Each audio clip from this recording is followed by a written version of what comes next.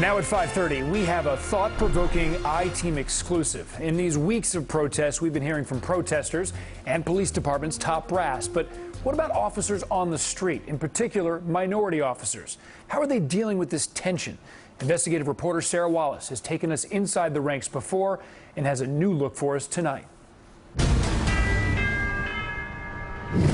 NYPD Sergeant Angel Ramos is often on the front lines of the daily anti-police brutality protests, which have become increasingly vocal.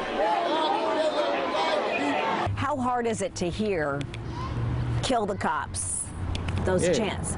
It hurts, you know, and it makes you feel broken.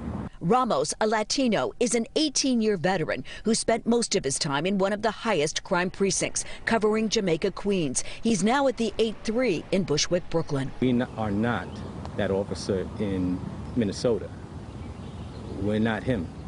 You know, there's a lot of officers who are not him, but are taking the brunt of it. I recently sat down with Ramos and two other veteran officers, both African-American, now retired. And I've had someone come to me and tell me Black Lives Matter, and I said, yeah, I know, I'm black. We have to have massive reform. We have to end and stop goals in the police department. Goals are another name for quotas. The department has always maintained no quotas exist for arrests and summonses. It was an issue first raised in our groundbreaking interview in 2016 with minority officers who came to be known as the NYPD 12. The department says there are no quotas. Well, I could tell you, I'm a police officer, there are quotas in the NYPD. Are they lying? Absolutely. Is the atmosphere still get arrests, get summonses? Oh, yeah. Enforcement is the key. These commanders, precinct commanders, they all go to community board meetings. We're here for you. But then you go around and tell your roll call, we need summonses. For you to make me go out there and find crime, that leads to corruption. That leads to false arrests. Every minority officer I've interviewed now and in the past says if you don't get numbers, it's a battle to get promoted to positions of influence. Their perceptions reveal deep, ongoing racial divisions within the department. Is it harder to move up the ladder as a minority? I would say yes, it is. You're a sergeant. I mean, you've moved up the ladder. I had to fight for that.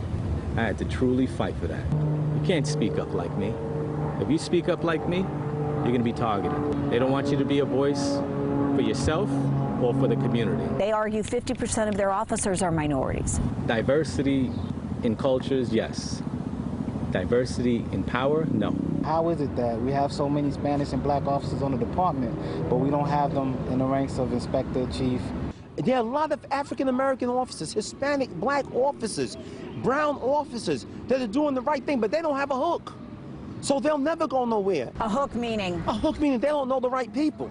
The department has swiftly disciplined officers accused of misconduct during the protests, but these cops believe there is still a fear to speak up against others who are abusive when cameras aren't rolling.